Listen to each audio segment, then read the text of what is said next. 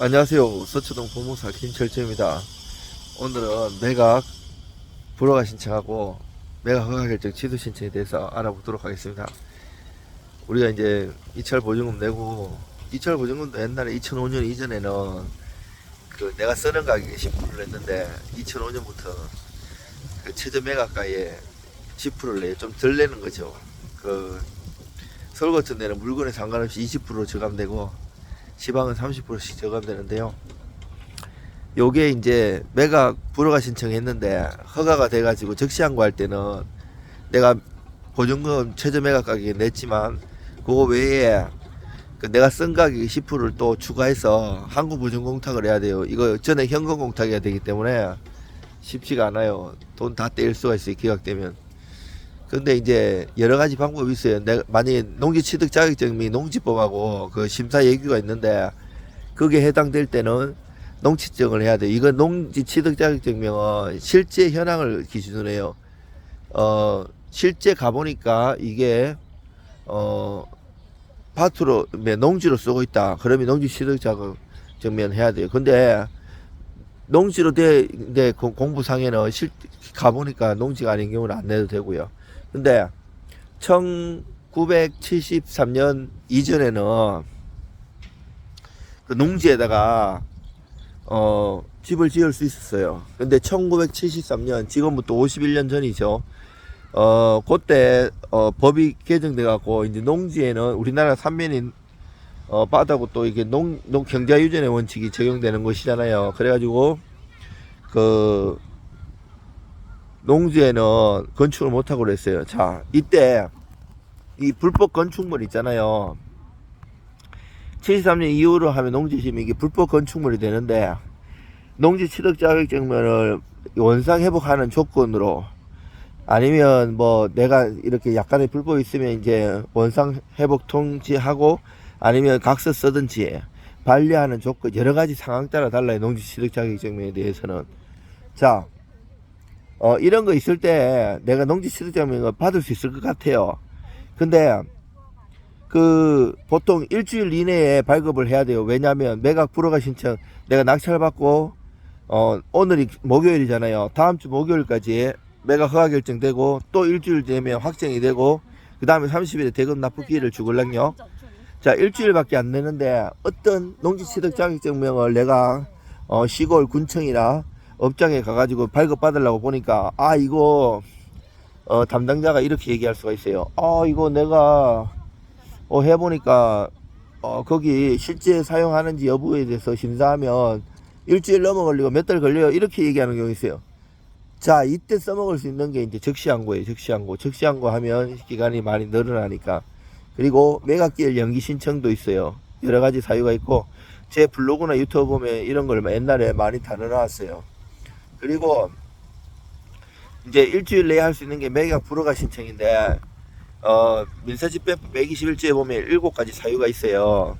그 중에 뭐 5호는 매각 물건 명세서 비고란에 기재 안 하는 경우, 그리고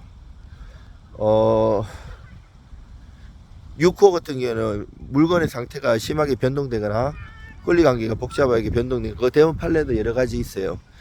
자, 이럴 때 할 수 있고 6호 사유 가지고는 나중에 그 적시항고 하면 내가 아까 항고 보증금 탁금을 내야 된다 그랬잖아요. 그거 안 하고 또 일주 지난 다음에 30일에 대금 납부 기간 주면 매각 허가 결정 취소 신청할 수 있는데 이때는 그 공탁금 안 걸어요.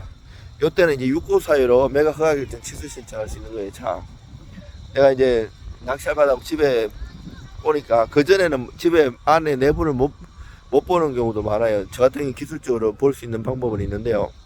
그거 하면 가보니까 이제 천장이 다 떨어졌다든지 그러면 아니면 그 바닥에 많이 배 있을 때 이런 거는 사진을 좀 잘 찍어야 돼요. 참 조작하고 이러면 안 되지만 좀 받아줄 수 있게끔 잘 찍어야 돼요. 힌트 많이 드리고요. 이제 그런 게 아니고 보통 보면 이제 연락 오시는 게 이제 대출이 안 돼요. 이거 어떻게 대출 안 되면 어차피 잔금 못 치르니까 날라가는 거잖아요. 그래서 이제 매각 불허거나 매각 허가 결정 취소 다른 거 이제 터질 잡아 가지고 하는 건데 그 사유에도 해당돼야 되지만 대법원 판례를 잘 보습을 시켜야 돼요.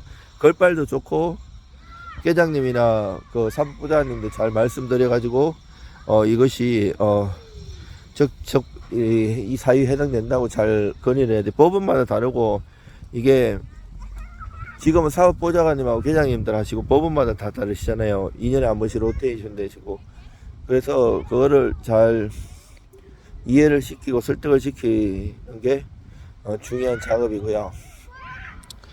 그 지방 같은데 이제 태양광 설비 이런 거 이제 승계를 하면 원래 이제 승계가 되는 경우가 많은데 특별한 사유로 안 되는 경우가 있어요. 그런 거를 보통 군청이나 시청에서 공시를 하는데 그걸 매각 물건 명세서에 안 쓰는 경우가 있어요. 그러면 이게 매각 허가 결정 취소 신청이나 매각 불허가 신청 사유가 되는데 이게 될 수도 있고 안 될 수도 있어요. 이게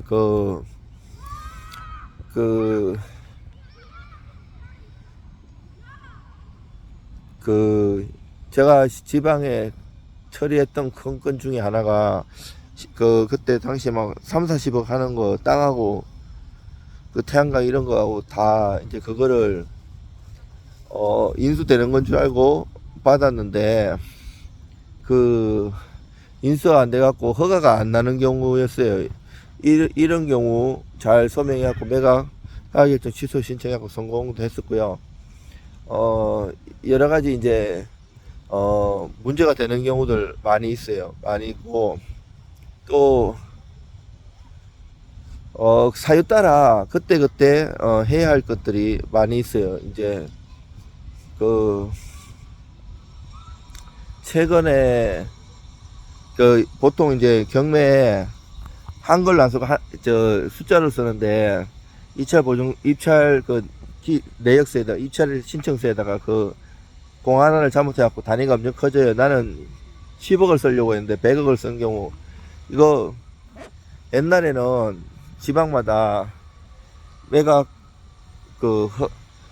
불허가 신청하면 받아주는 데도 있고 이랬었는데 하도 막 이렇게 신청하고 이러니까 이거 예규를 정해갖고 이제는 안 되는 걸로 했어요. 그렇지만 포기하면 안 되고 요것도 매각 불허가 신청하고 매각 허가결정 취소 다른 거를 터집을 잡아가지고 물건이나 권리관계에 하자가 없는지 이런 걸 잘 파악해가지고 보증금 구제해야지. 보증금이 몇천에서 몇 억인데 아깝잖아요. 그리고 뭐 공장 같은 거 이런 것도 단위가 몇십억에서 몇백억이고 땅 같은 것도 큰 거는 몇십에서 몇백억인데 잘 보셔야 돼요. 보통 이제 법정지상권 같은 경우 성립 여부가 불분명한 거 있잖아요. 이제 건저당 설정 당시 기준으로 해가지고 그 전에 건물이 있었는지 안 있었는지 아니면 이 건물이 되는 건지 안 되는지 제가 저번에 소개했던 구기동 종로구 구기동 산 있잖아요. 그거 앞에 무당이 구다는 거 이런 거 있었는데 유명한 건설회사 회장님이고 80년대 유명한 연예인하고 결혼해갖고 유명하신 분인데 좋은 땅이에요. 비싼 거죠. 근데 이게 시세가 26억 하는데 감정가는 한 20억 해요. 그게 6억 7천에 6천까지 유찰됐는데 요번에 제가 한 7억 5천 이상을 써야 된다고 했는데 정확하게 7억 7천에 낙찰됐더라고요. 종로구에 사시는 분에 낙찰됐더라고요. 두 명이 들어가가지고 그거 잘 개발하면 돈이 됩니다. 이제 법정지상 물론 비오톱 1등급으로 지금 지정이 되어 있는데 그거는 행정심판이나 행정소송 비오톱이 이런 거는 5년에 한 번씩 갱신되는데 그 전에 행정심판이나 행정소송 재개해가지고 변경도 시킬 수 있고요. 또 가보니까 종로 구기동에 거의 바로 옆에가 회장님 같은 대저택도 있었어요. 이 땅이 넓기 때문에 받아놓으면 어차피 땅은 돈이 되걸랑요. 그거 이제 만약에 법정지상권이 원래 성립한다 이러면 오히려 경매꾼들은 법정지상권 성립하는 땅만 나온 경우 많이 받아요. 왜냐하면 이제 치료받을 수 있걸랑요. 치료가 2기인데 2년이걸랑요. 연체하면 치료 소송할 수 있고 안 하면 그 판결 받아가지고 강제 집행해가지고 경매 넣어가지고 건물도 때려 부술 수 있거든요. 근데 이게 또 매각 허가 결정, 매각 불허가 신청, 즉시 항고, 매각 허가 결정, 취소 신청 다 연결될 수 있는 거예요. 아니면 이제 만약 이게 불필요한 성립하는 때려 부숴가지고 거기다가 이제 개발하면 돼요. 땅을 테니스장이나 배드민턴장, 주차장 아니면 건물을 세워도 되고요. 그런데 이제 항상 이제 권리관계나 이제 분묘 있는지도 불분명하다고 돼 있는데 분묘는 없더라고요. 그리고 조심해야 될 게 물론 분묘 있어도 분묘 기지권 그거 치료받을 수 있고 또 여러 가지 사유가 있어요. 개발할 때 분명히 그것도 나중에 얘기해 드릴 수 있는데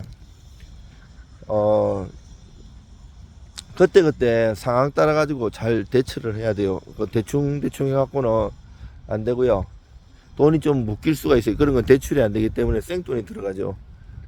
그리고 에코티 이런 것도 내가 건물 세울 때 내 돈 생돈 들어가야 되는 단점은 있는데 해놓으면 시세 차익은 엄청 많이 볼 수 있고요.